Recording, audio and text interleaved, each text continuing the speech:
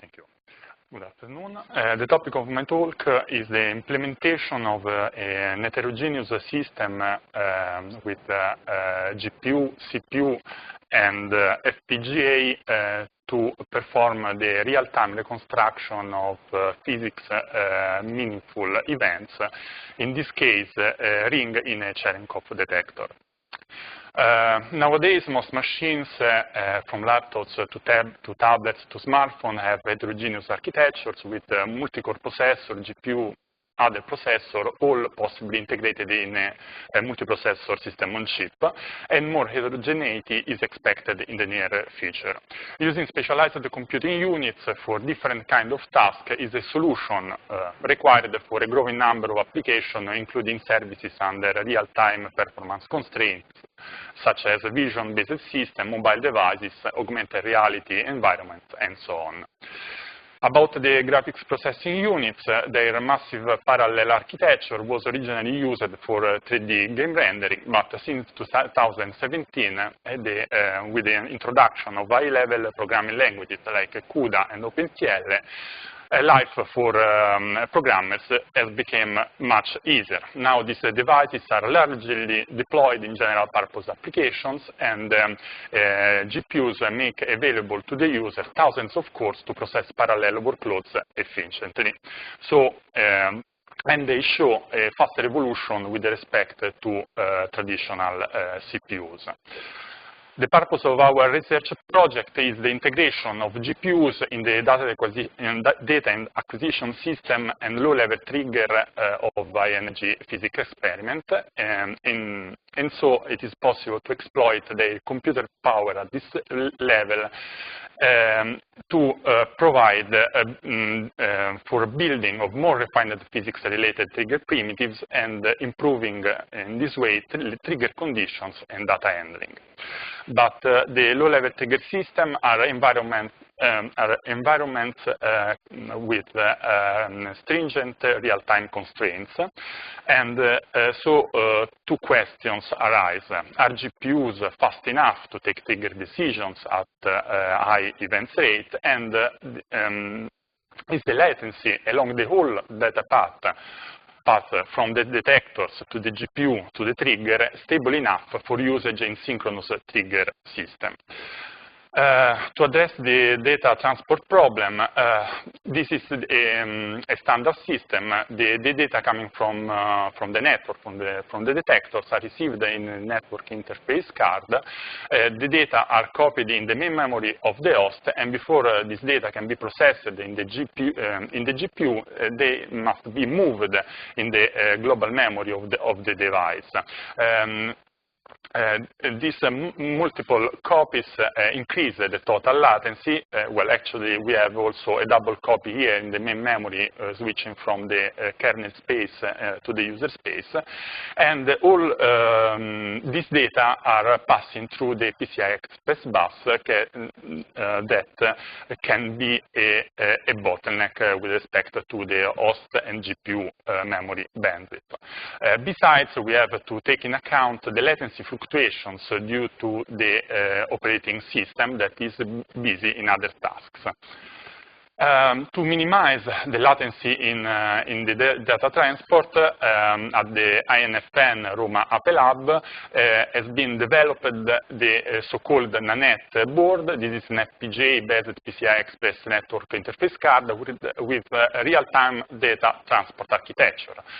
This board supports the GPU direct protocols, allowing direct data exchange over the PCI Express bus with no CPU involvement. So there are no bouncing buffers on the host memory. There is an actual zero copy input-output between the network and the GPU memory. The board supports the NVIDIA architectures from Fermi to the newest Pascal, and it can perform pre-processing on the data stream on the fly. And besides, the data can also be sent into the network, can be injected directly into the network from the GPU memory. the data coming from the network are copied by the NANET board in some receiving buffers on the GPU global memory, arranged in a circular list of persistent buffers, and these buffers are called the CLOPS. On board there is a microcontroller performing system configuration and initialization tasks, and the host manages the board through a custom driver and the user space library. This is the NANET design with the Altera Stratix 5 FPGA.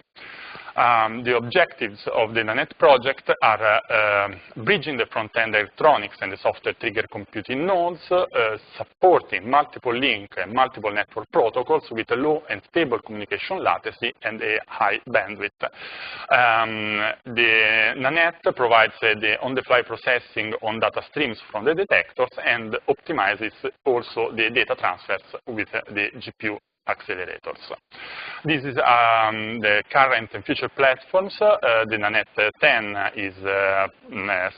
supports 10 gigabit links and the GPU NVIDIA. NANET Cube is a board installed in the data acquisition system of the KM3 NET underwater neutrino telescope.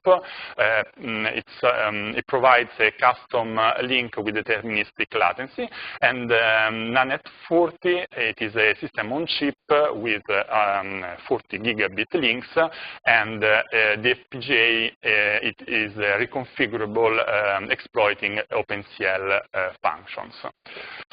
This is the physics case of our system, the low-level trigger system in the NA62 experiment at CERN, which aims to measure the branching ratio of this ultra-rare decay, K in pi neutrino antineutrino. There is a high-intensity hadron beam with a chaos decaying in flight.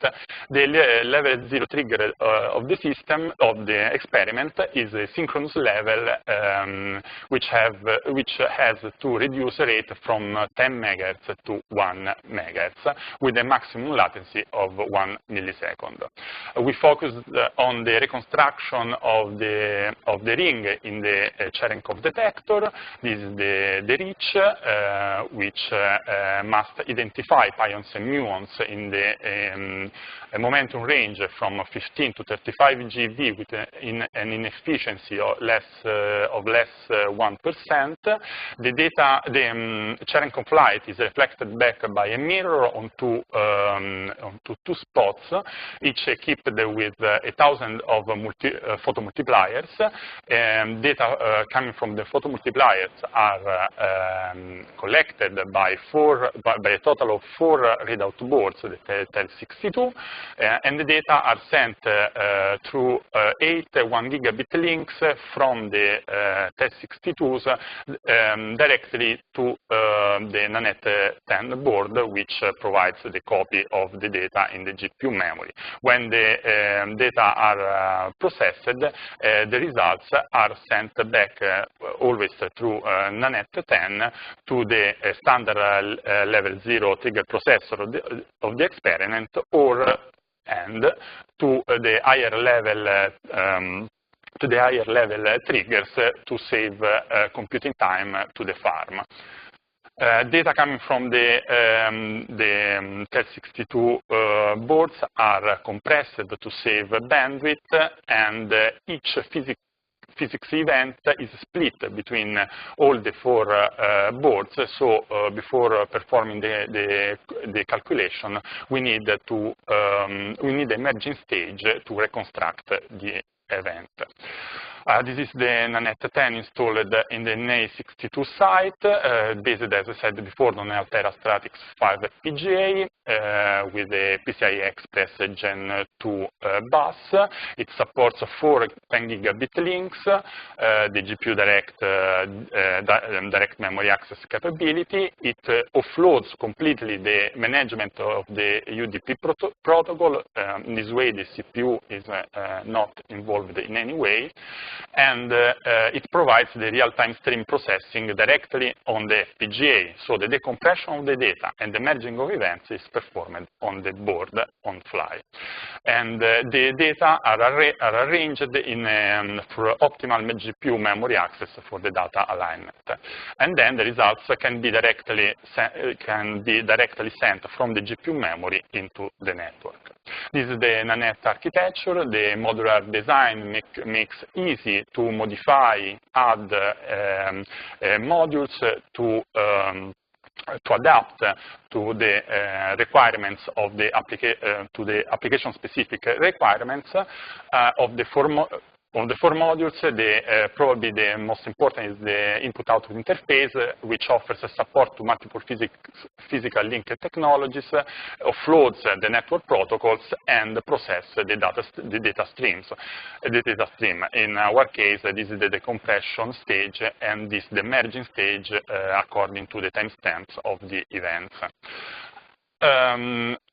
A brief overview on the trigger algorithms used for the online rich reconstruction algorithm. They must be trackless because no information from the tracker is available at this level, and it's difficult to merge information from the detectors at the level 0. These algorithms must be support multi-rings events. They must be fast to cope with the rate, and they must have low latency and accurate. This is an algorithm based on an histogramming method. The XY plane is divided into a grid. The histogram is created with distances from these points and its of the physics events, and the rings are identified looking at distance bins exceeding a threshold value. These are some preliminary results from the 2017 X62 run. In the plots, we have the total latency time for the GPU processing. The red band is the latency for the first kernel that we use that finds the events inside the buffer. The pale blue is the actual ring reconstruction, and the blue is the latency in sending data, in sending the results to a host, to a receiving host. The three plots with three different downscaling, we can see that the downscaling is necessary to reduce the number of events processed by the GPU because the latency of the ring reconstruction increases. And the dashed line, I forgot, it is the gathering time of the board, which means that we wait 350 microseconds to gather events before they must be processed. This is a threshold that must not be exceeded, otherwise data can be corrupted and lost. So with downscaling 4, we exceed this threshold. This points to us that more computing power probably is needed. From our test with the newest board, newest NVIDIA board, the Pascal, we have that the performance of the ring reconstruction GPU kernel is much better than with the Kepler that we have currently installed in the GPU-based level 0 trigger, and this makes the ring reconstruction latency on GPU compatible with the experiment requirements.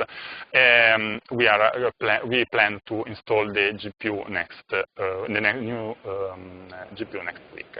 So for the conclusions, our FPGA-based network interface card is an enabler of heterogeneous low latency stream computing, bridging network CPU, GPU, FPGA activities with a deterministic latency in data transfer tasks.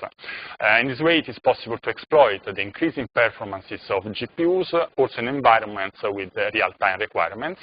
And besides, the concurrent development of FPGA boards provides the right balancing with respect to GPUs, thanks to the increase in the bandwidth for the channels toward the network. And also, we have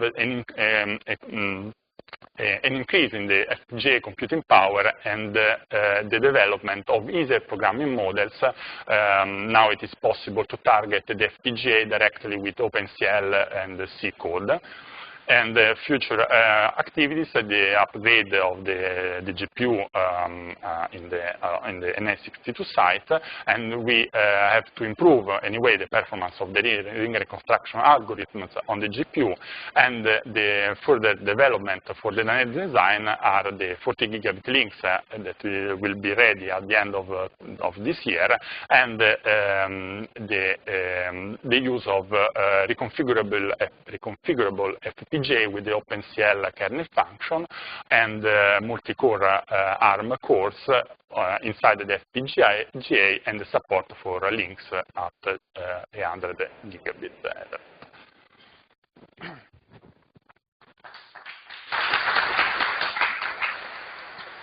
Question?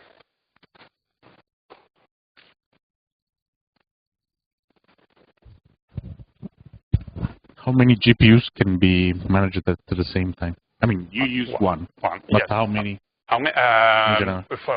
At the moment, the NET supports just one GPU. Okay. We have a project to extend to 2 or 4 GPUs probably, yeah. But at the moment, one.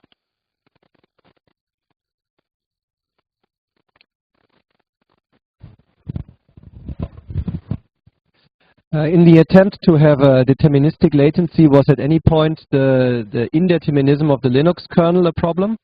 That, Sorry? Was at any point was there a problem that the Linux kernel gets in your way and it schedules things where you don't want it to be scheduled? Sorry, I didn't get the So question. part of your software stack runs in the Linux kernel, right? So it depends also on the fact that if you want to hold your hard real-time constraints, you must be sure that these software routines run, in deterministic time slot. Yes, but the CPU, that is the host Linux-based, almost does very little. So the latency, even if there is some latency due to the OS jitter, it is negligible.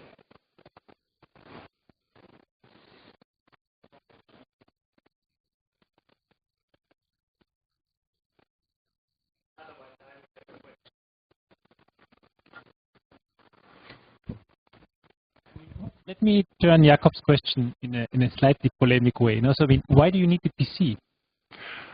Because we need something that power the GPU. Okay. Probably with the new system on chip, we will not need even the PC.